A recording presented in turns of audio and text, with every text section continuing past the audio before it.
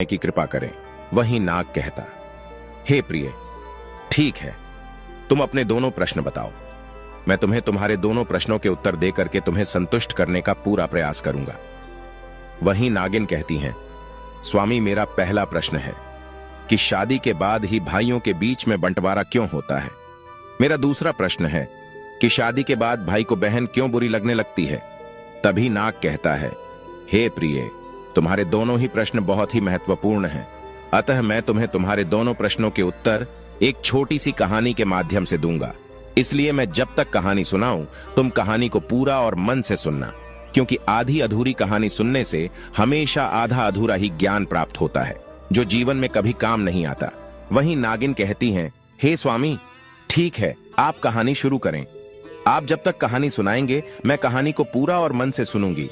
तो प्रिय दर्शकों, नाग नागिन से कहता है, बहुत समय पहले एक नदी के किनारे पर एक किसान अपनी पत्नी और 3 बेटों के साथ रहता था। तीनों बेटों की शादी हो चुकी थी। पूरा परिवार एक साथ सुखपूर्वक रहता था। एक दिन एक किसान की पत्नी ने अपने बेटों से कहा, बेटा, ये जमीन और जंगल तुम्हारे पिता के बड़े परिश्रम का फल है। जमीन की उपज और जंगल की लकड़ी बेच करके तुम्हारे पिता ने इतने ढोर डंगर खरीदे थे और इतना बड़ा घर बनाया था कि जिसमें सारा परिवार सुख से रह सके। वहीं उस किसान के तीनों बेटे एक टीले पर खड़े हुए थे, जहां से धान के खेत दिखाई देते थे। वहीं फसल काटने के लिए तैयार थी और पके धान की बालियां खेतों में लहरा रही थी। वहीं किसान का सबसे छोटा बेटा अपनी मां से कहता है, मां, आप ठीक कहती हो, मुझे पिताजी के साथ में सुबह सुबह अपने खेतों में जाना बहुत ही अच्छा लगता था। मुझे आज भी सब याद है। नाग कहता है कि हे प्रिय, किसान का सबसे छोटा बेटा जो था, उसका नाम रामू था। रामू आगे कहता है कि मुझे खलियानों में काम करना बहुत ही अच्छा लगता है। वही रामू जो था, अपने पिता की तरह खेती बाड़ी किया करता था। उसे कड़ी मेहनत करनी पड़ती थी। मजदूरों को संभालना, उपज को इकट्ठा करना, उसके लिए सही खरीदार ढूंढना, ये सारे कार्य उस किसान के सबसे छोटे बेटे यानी रामू को करने पड़ते थे। वहीं किसान के 2 बड़े बेटे, एक का नाम सोहन था, दूसरे का नाम श्याम था। सबसे बड़ा वाला सोहन ज्योतिष का काम करके खूब सारा धन कमाता था। वहीं दूसरे नंबर का जो श्याम नाम का बेटा था, वह बहुत बड़ा व्यापारी था और बहुत ज्यादा पैसे कमाता था। वहीं पूरे परिवार के बीच में एक खुशी की लहर थी। किसी प्रकार का परिवार में कोई कष्ट नहीं था। उसके बाद में किसान एक दिन बीमार पड़ गया। फिर उसने अपनी पत्नी को बुलाया और कहा, मेरा अंतिम समय आ रहा है, बस तुम मुझे एक वचन दो कि बच्चों के बीच में कभी जमीन जायदाद का बंटवारा न हो। मैं यह चाहता हूं कि हमारे तीनों बच्चे जीवन भर मिलजुल कर रहें, किसी के बीच में कोई भेदभाव उत्पन्न न हो, क्योंकि जिस घर की एकता भंग हो जाती है, वह घर पूरी तरह बिखर जाता है। नाग कहता है कि हे प्रिय, वहीं किसान की पत्नी उस किसान को वचन देती है और वचन देते ही उस किसान की मृत्यु हो जाती है। वही समय धीरे धीरे गुजरता गया। फिर एक दिन किसान की पत्नी ने अपने तीनों बच्चों को बुलाया और कहा, बेटे, मैं तुमसे एक वचन लेना चाहती हूं कि तुम्हारे पिता की अंतिम इच्छा थी कि तुम्हारे बीच में कभी भी जमीन जायदाद का बंटवारा नहीं होगा। तुम तीनों भाई और तीनों बहुएं हमेशा घर में मिलजुल कर के जीवन यापन करोगे, क्योंकि जिस घर की एकता टूट जाती है, वह घर कभी भी उन्नत नहीं कर पाता है। वहीं किसान की पत्नी की बात को सुनकर के तीनों बेटे कहने लगे, हाँ मां, आप जैसा चाहती हो, पिताजी की जैसी इच्छा थी, हम उनकी इच्छा के विरुद्ध कभी नहीं जाएंगे और तीनों भाई हमेशा प्रेम से रहेंगे। फिर अपने बेटों की बात को सुनकर के मां को बहुत ही खुशी हुई। वहीं जो सबसे बड़ा बेटा, जिसका नाम सोहन था, वह ज्योतिष में बहुत ज्यादा निपुण था। इसलिए आसपास के लोग उस सोहन से कई मामलों में राय लेने आते थे, तो सोहन का गुजारा बढ़िया तरीके से हो जाता था। वहीं दूसरे नंबर का बेटा, जिसका नाम श्याम था, वह भी एक बड़ा व्यापारी था। उसकी भी कमाई ठीक ठाक हो जाती थी। वहीं सबसे बड़ी मुश्किल ये थी कि किसान का जो सबसे छोटा बेटा था, जिसका नाम रामू था, वह कड़ी मशक्कत करता था, बहुत मेहनत करता था। सुबह से लेकर शाम तक खेतों में लगा रहता था, फिर भी उतनी कमाई नहीं कर पाता था जितनी कमाई दोनों बड़े भाई करते थे। समय धीरे धीरे गुजरता गया। वहीं किसान के 2 बड़े बेटे जो ठीक ठाक कमाई करते थे, वह अपने पिता को दिया हुआ वचन भूल जाते हैं और अपनी पत्नियों के साथ में ऐशो आराम का जीवन व्यतीत करने लगते हैं। वहीं जब किसान के 2 बड़े बेटों की बहुएं ऐशो आराम का जीवन जीती हैं और जो सबसे छोटा बेटा रामू था, उसकी पत्नी घर पर ही कमाई करती रहती है, उसे घूमने के लिए नहीं मिलता, उसे शौक करने के लिए नहीं मिलती। वहीं जब वह अपने बड़े जेठ और अपनी जेठानी को देखती है तो उसका हृदय दुखी होता है कि हम तो पिता के वचनों का पालन आज भी कर रहे हैं, लेकिन हमारे बड़े दोनों जेठ और दोनों जेठानी ऐसो आराम का जीवन जी रहे हैं। नाग कहता है कि हे प्रिय। वहीं किसान का सबसे छोटा बेटा जो रामू था, एक दिन उसकी पत्नी जब बहुत ज्यादा दुखी हो गई और जब शाम को रामू घर वापस आया तो उससे कहने लगी कि मेरे भाई के यहां से चिट्ठी आई है, उसने हमें अपने घर पर बुलाया है, हमारे आपके लिए न्योता भेजा है। कुछ दिनों पहले ही हमारे भाई ने अपना घर बनाया था, उसमें गृह प्रवेश होना है। वो ये चाहता है कि हम दोनों कुछ दिन के लिए उनके पास रहें। वहीं अपनी पत्नी की बात को सुनकर के किसान का छोटा लड़का कहने लगा, देखो खेती में बहुत काम करना पड़ता है, मेरे पास में इतना समय नहीं है कि मैं तुम्हारे साथ में तुम्हारे मायके जा सकूं। यदि मैं तुम्हारे साथ तुम्हारे मायके चलूंगा तो खेती का काम खराब हो जाएगा। वहीं पत्नी तमतमा कर कहने लगी कि ठीक है, हम जीवन भर इसी घर में पड़े रहेंगे, हमारे मन की कोई इच्छा नहीं है। वहीं पत्नी को गुस्से में देख करके किसान का छोटा लड़का कहने लगा, ठीक है, मैं ऐसा करता हूं कि तुम्हारे जाने का इंतजाम किए देता हूं, पर मैं नहीं जा पाऊंगा। उसकी पत्नी कहने लगी, यदि हम जाएंगे तो दोनों साथ जाएंगे, वरना कोई नहीं जाएगा। वहीं पत्नी की बात को सुन करके फिर रामू कहने लगा, ठीक है, जैसी तुम्हारी मर्जी, जाना है तो जाओ, नहीं जाना है तो मत जाओ। नाग कहता है कि हे प्रिय। वही किसान के सबसे छोटे बेटे की बहू अपने दोनों बड़े जेठ और जेठानी का नजारा देख करके पहले से ही छड़ी हुई थी कि महीना भर आराम करते हैं और ऐशो आराम का जीवन वो सभी बिताते हैं। और फिर ऐसा सोच करके वो रामू से कहने लगी, क्या हमने घर का सभी काम करने का ठेका ले लिया है? घर में और खेती का काम हम दोनों मिलकर करते हैं और आपके दोनों बड़े भाई आपकी भाभियों के साथ में मौज मस्ती का जीवन जी रहे हैं। क्या आपने कभी सोचा है कि मेरा भी मन करता है हम भी शौक शान का जीवन जिएं, जब उनको अपना अपना ही करना है, हम दोनों की कोई फिक्र ही नहीं है। वह तो दोनों बाहर रह करके मौज मस्ती का जीवन जी रहे हैं और हम दोनों को घर का और खेती का सारा कार्य करना पड़ता है। वो तो अपनी पत्नियों के साथ में चारों ओर घूमने चले जाते हैं और मैं हमेशा इस घर में ही पड़ी रहती हूं। आप बताओ, क्या यह अन्याय नहीं है? नाग कहता है कि हे प्रिय। फिर तो अपनी पत्नी की बात को सुनकर के रामू की नींद खुल गई और फिर उसकी पत्नी आगे कहने लगी, अब तुम मेरी एक बात सुनो, जायदाद के बंटवारे की बात चलाइए ताकि हम लोग अलग रह सकें। यदि हम अलग रहेंगे तो हमको भी अपने घूमने के लिए कुछ समय मिलेगा। फिर इस प्रकार अपनी पत्नी की बात को सुनकर के रामू को लगा कि उसकी पत्नी सही कह रही है, मेरा काम मेरे भाई के काम से ज्यादा महत्वपूर्ण है। मेरी ही वजह से वो दोनों इतने ठाठ से और आराम से जीवन जीते हैं और मैं और मेरी पत्नी नौकरों की तरह इस घर में लगे रहते हैं। वहीं एक रोज जब सभी भाई घर में खाना खा रहे थे तो किसान के सबसे छोटे लड़के ने अपनी मां और भाइयों से कहा कि उसे जायदाद में उसका हिस्सा चाहिए, अब वह शामिल नहीं रहेगा। वहीं अपने सबसे छोटे बेटे की बात को सुनकर के मां को बड़ा धक्का लगा और उसने कहा, तुम्हारे पिता चाहते थे कि तुम सब मिलजुल कर एक होकर रहो। वहीं सबसे छोटा बेटा कहने लगा, मां मैं अब शामिल नहीं रह सकता हूं।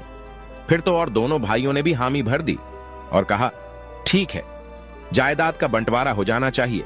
वहीं जमीन जायदाद के सभी कागज जिनके आधार पर बंटवारा होना था तैयार किए जाते हैं। वहीं बंटवारा होने से पहले किसान की पत्नी अपने तीनों बेटों से कहती है कि बंटवारा बाद में होगा, हमारे घर की परंपरा है, कोई भी कार्य करने से पहले सबसे पहले भगवान जगन्नाथ के दर्शन अवश्य करने चाहिए। वहीं अपनी मां की बात को सुनकर के सभी बेटे तैयार हो जाते हैं। तो अपनी मां की बात मान करके अगले दिन सभी बेटे अपनी पत्नियों और मां के साथ में यात्रा पर निकल पड़ते हैं। वहीं मंदिर में दर्शन करने के बाद में जब सभी भाई वापस लौट रहे थे तो उनकी मां ने कहा, बच्चों मैं बहुत थक गई हूं और मुझे बहुत तेज भूख लग रही है। आप सभी भी भूखे होंगे और बहुओं को भी भूख लग रही होगी। चलो एक काम करते हैं, किसी ठीक से स्थान पर बैठ करके कुछ खाना खा पी लेते हैं। वहीं गांव के बाहर ही एक पुराना मंदिर था और पास में ही खाने की दुकान थी। वहीं जब सभी परिवार खाना खाने की तैयारी करने लगा तो मां ने कहा, बेटा हम लोग खाना खाने के लिए जा रहे हैं, मगर रुपयों की थैली जो थी वह तो मैं कहीं भूल आई हूं। अब यहां से घर तक जाने के लिए हमें काफी पैसा चाहिए और यहां खाना खाने के लिए भी हमें पैसा चाहिए। यदि हमारे पास पैसा नहीं होगा तो ना तो हम घर पर पहुंच पाएंगे और ना ही हमारा पेट भर पाएगा। अब तो एक ही उपाय है कि मैं इन बहुओं के साथ में इसी मंदिर में रुकती हूं। तुम तीनों भाई एक काम करो कि किसी गांव में जाकर के कोई काम ढूंढ लो और तीनों अलग अलग अपना काम करो। तुम जो भी कुछ कमा कर लाओगे उन्हीं पैसों से हम कुछ खा पाएंगे और यहां से घर पहुंच पाएंगे। वहीं तीनों बेटों ने अपनी मां की राय मान ली और तीनों भाई अलग अलग दिशाओं में पैसा कमाने के लिए निकल पड़े। चलते चलते किसान का छोटा बेटा जो रामू था, जब वह कुछ आगे पहुंचा तो एक ऐसे स्थान पर पहुंच गया जहां पर किसी गंभीर विषय की बात आपस में कुछ लोग कर रहे थे। तो रामू ने पूछा, आप लोग कैसे उदास हैं और क्या बात कर रहे हैं? क्या मैं आपकी कुछ मदद कर सकता हूं? वहीं रास्ते में वह खड़े लोग कहने लगे कि जमीन के इस हिस्से में सदा ही पानी जमाव बना रहता है और हम इसमें कुछ भी उगा नहीं पाते हैं। फिर भी हमें राजा को इसका लगान देना पड़ता है। अब हम क्या करें, हमारी समझ में नहीं आता। वहीं उन लोगों की बात को सुनकर के किसान का सबसे छोटा बेटा जो रामू था, वह कहने लगा, अगर मैं आपको धान उगाने की तरकीब बताऊं तो मुझे क्या इनाम मिलेगा? वहीं वो राहगीर कहने लगे, यदि तुम हमें इस जगह पर धान उगाने की तरकीब बताओगे तो हम तुम्हें चांदी की 200 मुद्राएं भेंट करेंगे। वहीं रामू जो था बहुत ही निपुण किसान था और फिर वह लोगों से कहने लगा कि गोबर और मिट्टी को मिला करके उसके गोले बना लो, उन्हें गीला और नरम रखो, फिर हर गोले में बीज डाल दो और उन्हें सूखने दो। गांव वाले बहुत ध्यान से रामू की बात सुन रहे थे। फिर उन्होंने पूछा कि इन गोलों का क्या करें? तो रामू कहने लगा कि उन गोलों को इस जमीन में डाल दो, गोले जमीन में धंस जाएंगे और बीज भी फूट जाएगा। वहीं जब गांव वालों ने रामू के द्वारा बताए गए उपाय का पालन किया तो उस बंजर जमीन में बीज अंकुरित हो गए। वहीं गांव वालों ने किसान के छोटे लड़के को धन्यवाद दिया और प्रसन्नता पूर्वक उसे 200 मुद्राएं भेंट की, जिन्हें लेकर के वह रामू जो था अपनी मां के पास उसी मंदिर में लौट आया। इधर चलते चलते किसान का जो दूसरे नंबर का बेटा श्याम था, वह भी घूमते घामते एक ऐसे स्थान पर पहुंच गया जहां पर उसने पेड़ के नीचे बैठे हुए एक व्यक्ति को देखा जो काफी दुखी लग रहा था। वही श्याम ने पूछा, आपको किस बात की चिंता है? आप उदास दिखते हो, क्या मैं तुम्हारे किसी काम आ सकता हूं? तो वह राहगीर कहने लगा कि हम 4 भाई हैं। मृत्यु से पहले हमारे पिता ने अपनी सारी संपत्ति हम चारों में बांट दी थी, लेकिन एक काली बिल्ली थी जिसे बांटना बहुत मुश्किल था। फिर हम सब ने फैसला किया कि बिल्ली हम सबके साथ ही रहेगी। वहीं चारों भाइयों ने उस बिल्ली की एक एक टांग को बांट लिया। वहीं एक दिन वह बिल्ली जो थी छत से नीचे गिर गई और उसकी वही टांग टूट गई जो मेरे हिस्से में आई थी। वहीं मैंने उस बिल्ली की उस जख्मी टांग पर तेल लगा करके उस पर पट्टी बांध दी। वहीं उस बिल्ली को आंच अच्छी लगती थी, इसलिए वह चूल्हे के पास जाकर के और सो गई। वहीं जैसे ही बिल्ली सो गई वैसे ही चूल्हे से एक चिंगारी निकल करके उस तेल लगे हुए कपड़े के ऊपर गिर गई और उसने आग पकड़ ली। वहीं जब बिल्ली वहां से भागी तो आसपास के घरों में आग लग गई और सब कुछ जल कर की राख हो गया। वहीं पड़ोसियों ने सारा दोष मेरे सर पर मढ़ दिया कि बिल्ली की जिस टांग से आग लगी है वह टांग मेरे हिस्से में थी। वहीं फैसला जब पंचायत में पहुंच गया तो पंचों ने कहा कि जिस टांग की वजह से आग लगी वह मेरे हिस्से की थी, इसीलिए पूरा नुकसान मुझे ही पूरा करना होगा। पर मेरे पास सबको देने लायक पैसे नहीं हैं, अब मैं क्या करूं? इसीलिए बड़ा ही चिंता में बैठा हुआ हूं। वहीं उस व्यक्ति की बात को सुनकर के किसान के दूसरे नंबर का बेटा, जिसका नाम श्याम था, वह कहने लगा, तुम चिंता मत करो, यदि मैं तुम्हारी समस्या का समाधान कर दूं तो तुम मुझे क्या दोगे? तो वह राहगीर कहने लगा, यदि तुम मेरी समस्या का समाधान कर दोगे तो मैं तुम्हें सोने के 400 सिक्के दूंगा। वहीं शर्त मंजूर हो जाने के बाद में वह किसान का लड़का कहने लगा, ठीक है, तुम जाओ और अपने पड़ोसियों और गांव के बड़े बूढ़ों को जमा करो, मैं तुम्हें शीघ्र ही मिलता हूं। वहीं किसान के बेटे की बात को सुनकर के वो राहगीर जो था अपने गांव के सभी व्यक्तियों को बुला लाया और वहां पर भीड़ जमा हो गई। वहीं सबकी बात सुनने के बाद में किसान का बेटा श्याम कहने लगा कि यह सच है कि सारा नुकसान बिल्ली ने किया है और यह भी सच है कि जो टांग इसके हिस्से में थी वो टांग जख्मी थी और उस पर तेल की पट्टी बंधी हुई थी। और यह भी सच है जो आप लोग सभी जानते हैं कि बिल्ली के भागने की वजह से ही सब घरों में आग लगी है। मगर एक बात आपने नहीं सोची कि बिल्ली अपनी कभी भी जख्मी टांग पर नहीं भाग सकती है।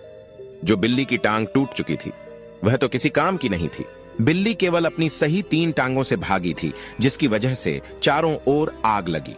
अब आप ही बताओ, बिल्ली की टूटी हुई टांग का दोष है कि जो टांगें सही थीं उनका दोष है?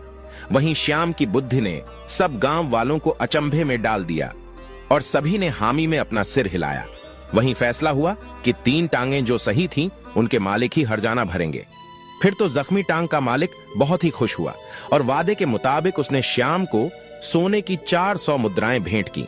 वहीं किसान का दूसरा बेटा भी 400 सोने के सिक्के लेकर के और अपनी मां के पास में मंदिर में लौट आया। वहीं किसान का अब सबसे बड़ा बेटा, जिसका नाम सोहन था, वो भी कमाई करने के लिए गया था।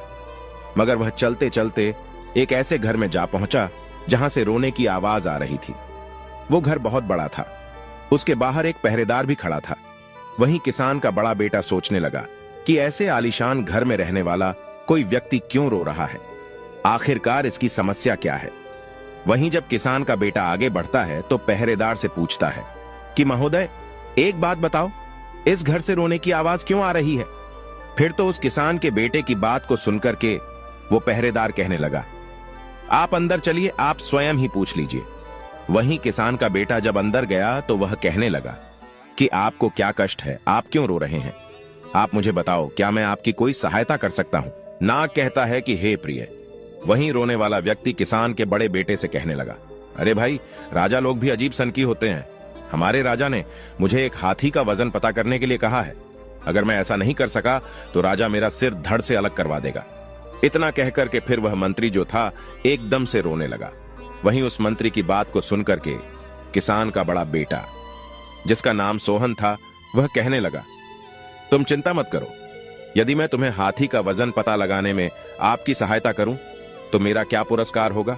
वहीं मंत्री कहने लगा, यदि तुम मुझे इस हाथी का वजन पता करवा दोगे तो मैं तुम्हें 1000 सोने की मुद्राएं दूंगा।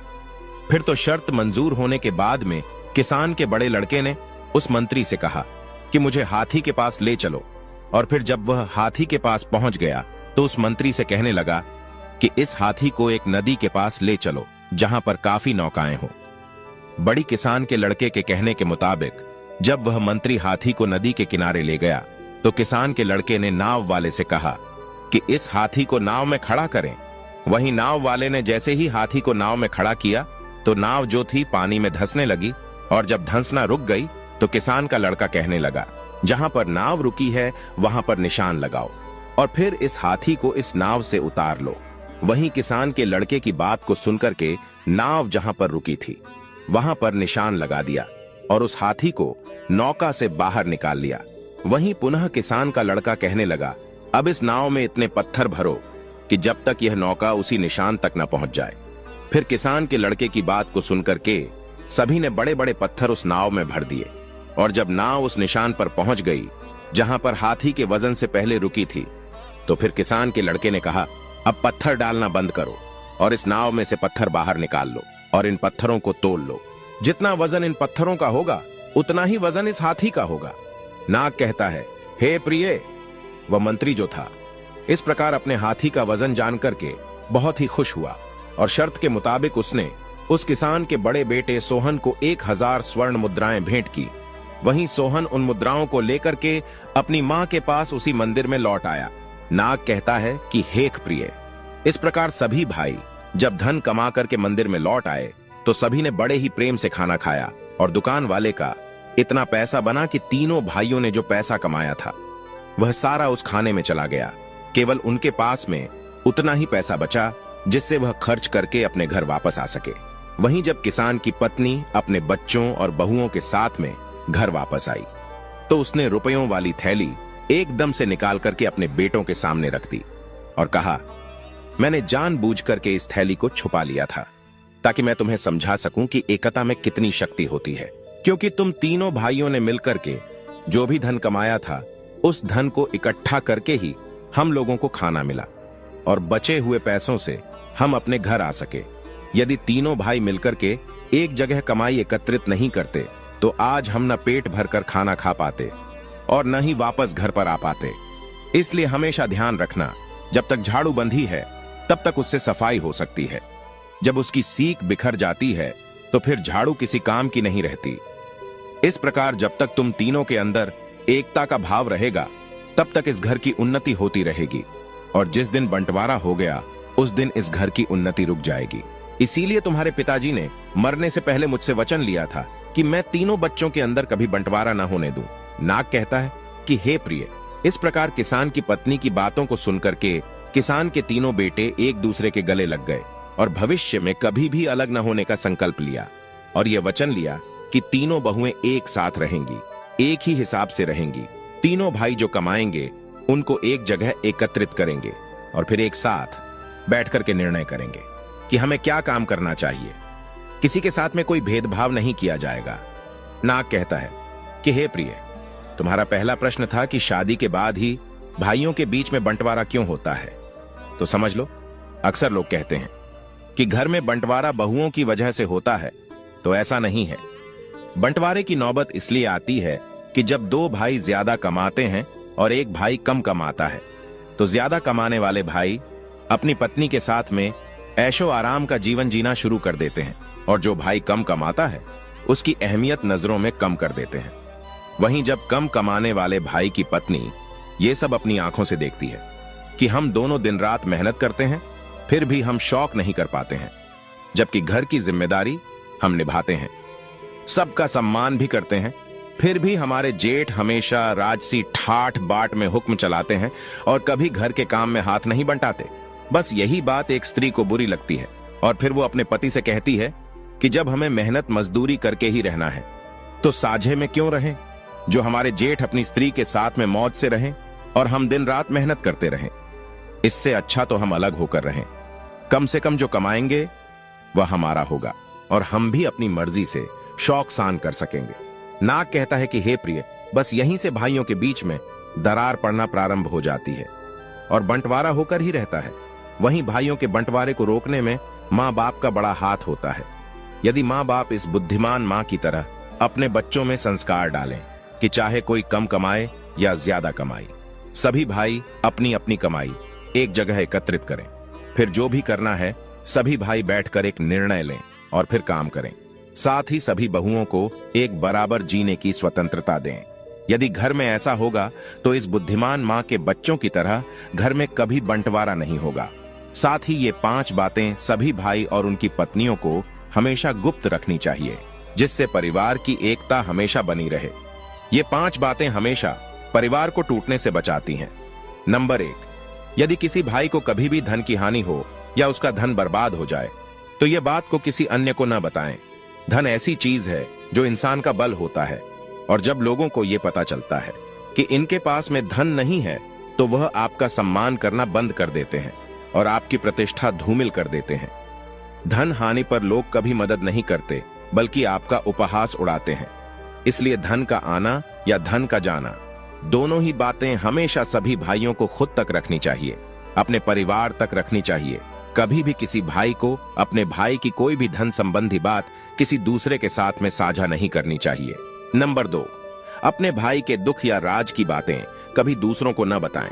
ऐसा करने से आपके लिए घातक समस्या उत्पन्न होती है, क्योंकि जिस व्यक्ति को आप अपने भाई के राज की बातें बताएंगे और यदि विपरीत परिस्थितियों में आपकी उससे मित्रता टूट जाएगी तो वह आपके भाई की सारी राज की बातें चारों ओर सार्वजनिक कर देगा।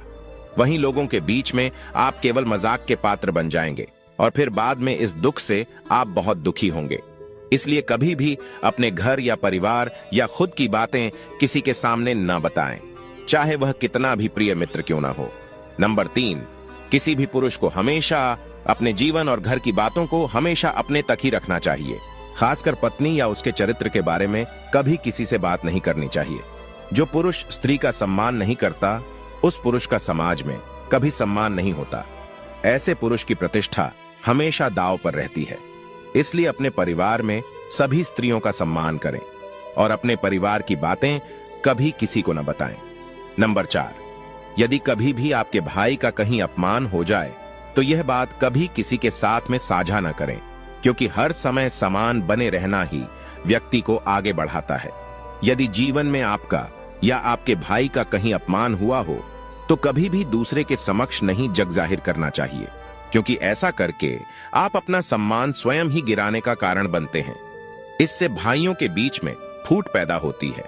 नंबर 5, यदि आप या आपका भाई किसी के द्वारा ठगे गए हों या किसी ने धोखा दिया हो, तो यह बात सभी भाइयों को अपने तक ही रखनी चाहिए।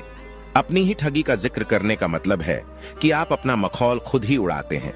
यदि आप ऐसा करेंगे तो लोग आपको मूर्ख समझेंगे। इसलिए कभी भी किसी भाई को ऐसा नहीं करना चाहिए। यदि आपके भाई को किसी ने कभी धोखा दे दिया है तो कभी भी परिवार की बातें दूसरों के सामने जाहिर न करें। इससे भाइयों के बीच में फूट पैदा होती है। नाग कहता है कि हे प्रिय, वहीं तुम्हारा दूसरा प्रश्न था कि शादी के बाद भाई को बहन बुरी क्यों लगती है, तो समझ लो, भाई बहन का रिश्ता दुनिया का सबसे अनोखा रिश्ता है। इस रिश्ते में तकरार है तो भरपूर प्यार भी है। जहां बहन हमेशा भाई का साथ देती है तो वहीं भाई भी हमेशा बहन की रक्षा करता है। दोनों को एक दूसरे की बहुत परवाह होती है। शादी से पहले तक तो भाई बहन के बीच में सब कुछ बहुत अच्छा रहता है, लेकिन शादी के बाद इस रिश्ते में खट्टास आ जाती है। कई बार यह मनमुटाव इतना बढ़ जाता है कि भाई या बहन जीवन भर एक दूसरे की शक्ल देखना भी पसंद नहीं करते।